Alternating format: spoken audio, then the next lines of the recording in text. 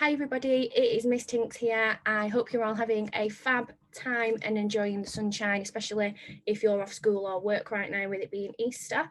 I wanted to pop on and chat to you today a little bit about goal setting, okay, because obviously we've had the first quarter of the year now. We are officially in April and it is officially spring as well now, so obviously people who have set goals around New Year and people who set New Year's resolutions are going to be looking back on those goals hopefully now and reflecting. And I want to put some questions out there to encourage you guys to reflect a little bit further as well. Okay, for those of you who don't know me already, my name is Miss Tinks, and one of the main things that I do within my business is I study lots and lots of personal development, and I have done since I was 15, so that's 12 years now that I've been studying personal development. And I read various books and various trainings. I listen to a lot, and I'm continually on a daily basis growing and studying. I learn about neuroscience, personal development generally, mental health and growth mindset and all that sort of stuff.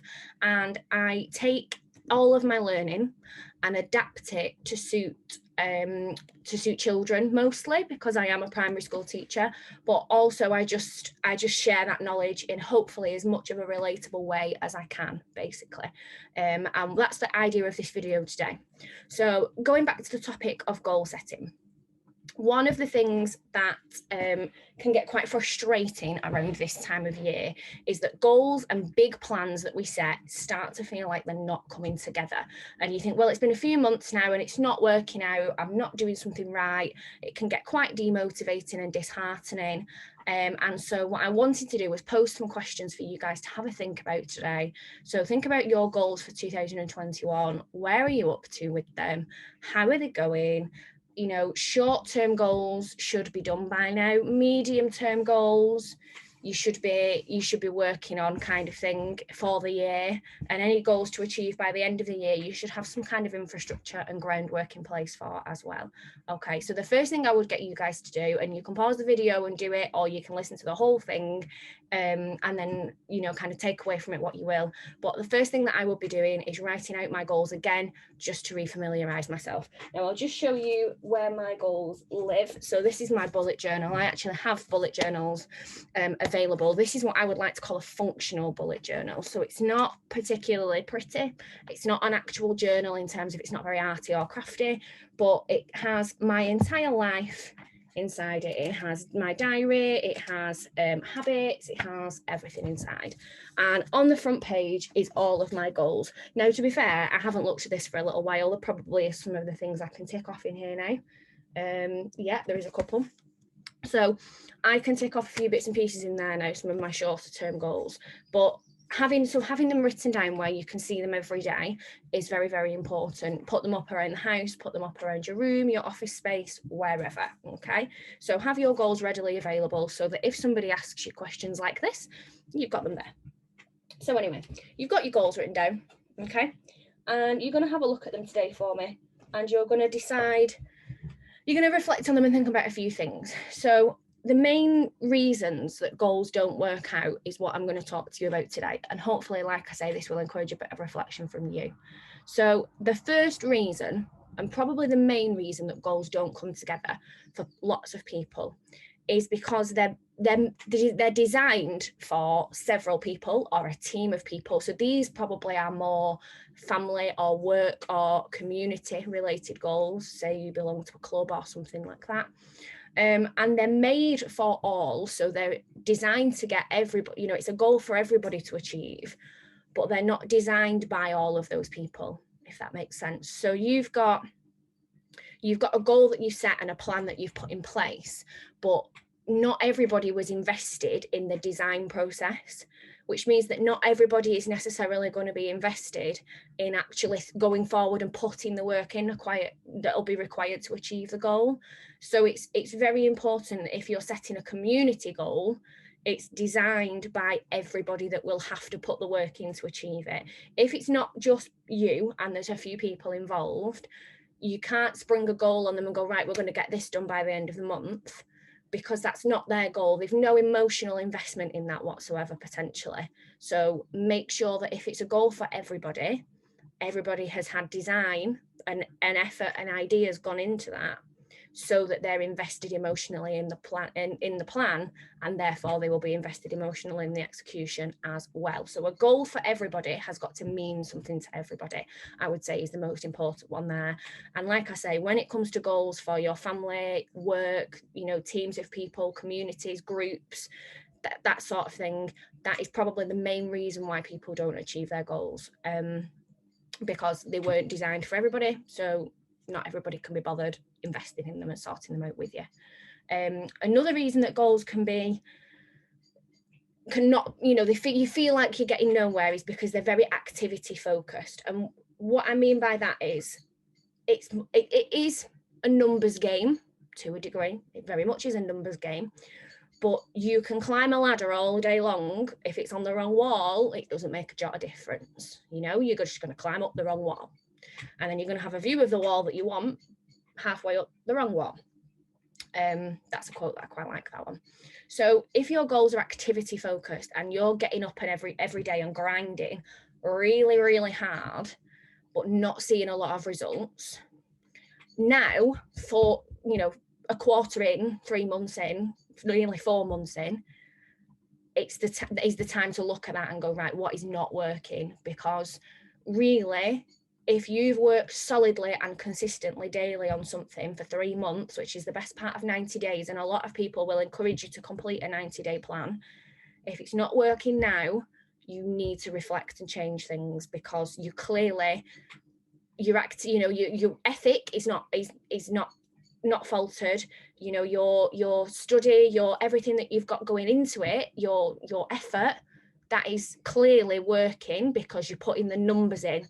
But if you're not seeing the results, your activity is not right somewhere along the lines. So dependent on what that goal is, you need to sort of come up with some ideas in your head about why that might not be working, or reach out and speak to somebody that has either already achieved the goal that you want to set out to achieve, or is in that field, or might have some sort of knowledge about that, and then they can help you with that. I would say that's quite an important one, because getting up and grinding every day is so frustrating when you don't see the results. But at this point in the year, if you're not seeing the results and you can honestly say that you've got up every day and smashed it, then the activity is the problem, not your work ethic or your efforts, because clearly you are destined for big things. You're just not quite doing the right things to get there. Another really important one. Okay, and this kind of links into the last one. So daily, if you're getting up every day and grinding and working really hard and putting the hours in, but not necessarily making kind of daily changes, I would say this is more of a personal goal, a personal development habit. If you're setting up to be a better you, by this point in the year, you should have made some changes to your daily routine. I get up in the morning and I either go on Clubhouse and listen to Clubhouse while I get ready, or a podcast, or YouTube, or Jim Rohn, Darren Hardy, all the personal development greats. I study in the morning, and then I read my book before I go to bed. I have lots of daily habits which I track in my journal, like studying Welsh, making sure I engage on my social media profiles, because my idea is to become more of an influencer on social media. Making sure that I get some self-care in and look after myself, because I work 14-hour days and it's very easy to not do any of that. Making sure I drink enough water, making sure I exercise. If one of my goals is to be a better person, then really I need to make sure that those changes happen every single day, to make sure that, as well as being goal focused on my business and everything else I want to achieve, I'm also being a better version of myself as well.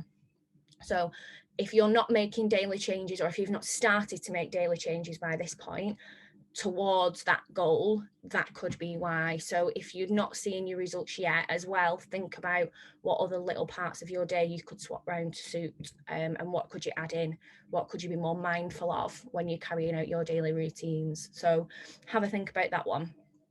And then another thing you could have a think about is, you've got goals that are used for you to get things rather than more opportunities, or things you can continue to build on. So I would say this is kind of a more materialistic focus. Now, it's all well and good I mean, for me, my next materialistic goal will be an office, and I'll probably need a new car at some point of this year. Bless Perry's darling heart.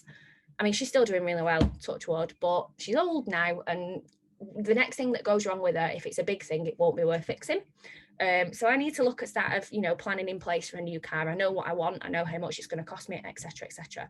But if I focused my business all year on just having enough money to buy a car at the end of the year, I won't have achieved an awful lot else other than the money in the bank to buy the car that I want to buy by the end of the year. And really, if I put in place several actions and several business milestones that I wanted to reach, and growth more than profit and income at the end of it, actually I would probably be able to afford the car anyway. And I would have a much clearer focus of where my business is up to, what direction it's heading in, how I can grow it further, have a better content plan, have a better marketing strategy, have better relationships with my customers and things like that, you know, better stock, better products, all that kind of thing would then fall into place. And I would have the money for the car as well. And I would have the office, which is one thing, another thing, like I say, that I want by the end of the year. So make sure that your goals are more action-based and more milestone, rather than material, something to have and a thing at the end of it, because you'll probably end up with the thing anyway if you put all those other plans in place and set other goals along the way. And then the final reason why we might not be reaching our goals at this point is because you might be focusing on one thing an awful lot. So you're focusing on one area, and really pulling in on that area that you want to build on. And then as a result, your other areas are slipping. Okay, so if you're working on a goal, it should be quite a holistic view, I suppose, is the words that I'm looking for. Quite a whole approach to being a better you, having a better business, having better relationships, having better family relationships, more free time, more money, whatever it is that you want to work towards this year. So try and really focus in on making sure that, as well as having probably one main goal that you want to work towards. So for me this year, it would be an office for Miss Tinks, have an official headquarters that is my own, that I can do everything from, because I've got bits of stuff all over the place at the moment. Having one key space for me is my big main goal. But if I just focus on that key space, I know my self-care will take a hit because I'll just focus everything on that. I know that I will let myself slip in terms of food and keeping fit and making the right food choices and things like that. And I know that I'll gain weight, which is what I definitely don't want. I know that I won't be as focused on skating, which I definitely don't want, because skating is very important to me. And as well as being a sport that keeps me fit and active, I love it and it's my passion. And you can lose a lot of focus and a lot of drive, passion, motivation on everything else if you throw everything at this one main goal. So have clear outcomes for your goal, and if it's not working so far, this could be because this is what you're doing. If you're feeling very burnt out at this point, and again, maybe you're not seeing results or whatever, think about how, yes, that goal is important, and throw all your efforts, make sure that every part of you, somewhere in your day, you have got that time devoted to that goal. But for example, you wouldn't spend a whole 24 hours solidly on that goal. If you've got a house to run, kids to feed, a job to do, yourself to look after, sleep, you also can't beat yourself up if you don't spend 24 hours a day on that goal as well. So you've got to try and find a balance, because you'll start to demotivate yourself in one area, and then it can become a vicious cycle then, and then you become very demotivated generally, especially on those days where things don't go your way and don't work out. Okay, so there's 5 things there that hopefully will help you, encourage you to reflect. They've got the little headings at the bottom, so you can have another look back through them and have another read if you want to, or have another listen to me. I'm pretty much done there today, so let me know what you think. All of the research and everything that I've read today, everything that I've told you today, has come from the book 7 Habits of Highly Effective People in the second habit or the third habit, one of the two. I haven't gone back over it for a little while, actually. It's either the second or third habit. This is a fabulous book, although thick, and a lot of, you know, the writing is teeny tiny. So it's taken me a while to get through this book. But this is a fabulous book, and I will be developing a school training on habits as well to go with my Understanding and Managing Stress book. While I'm on the topic of the Understanding and Managing Stress program, my with it being April is Stress Awareness Month here in the UK, and so my stress program, the base program, which is access to all the resources, all the PowerPoints, lesson plans, etc., that is all currently half price at just £50. So that's four key stages. So early years key stage 1, lower and upper key stage 2, 6 sessions per phase, with differentiated resources in there as well. So that's all based around understanding and managing stress, which obviously is not completely related to habits. So habits will be a separate program in itself in a few weeks' time, hopefully. But it kind of encourages children to look at where stress comes from and completely normalizes stress as a genuine neurological response, and how we cope with it, what it feels like to different people, and how we deal with it, and how we grow and move on with it, and kind of accept that it will always be part of your life, but there's always 2 ways you can go about it. So hopefully that's been helpful for today, guys. As you know, my comments are always turned off on my videos, purely so that my videos are always made for children and anybody can access my personal development and my knowledge. But if you want to leave me any feedback, then I will put my link tree in the comments of this video in the description. You guys can get in touch with me, reach out on any of my social medias, and let me know what you think. In the meantime, guys, have a really good rest of your Easter holidays. Take care, stay safe, and believing is just the beginning. Bye.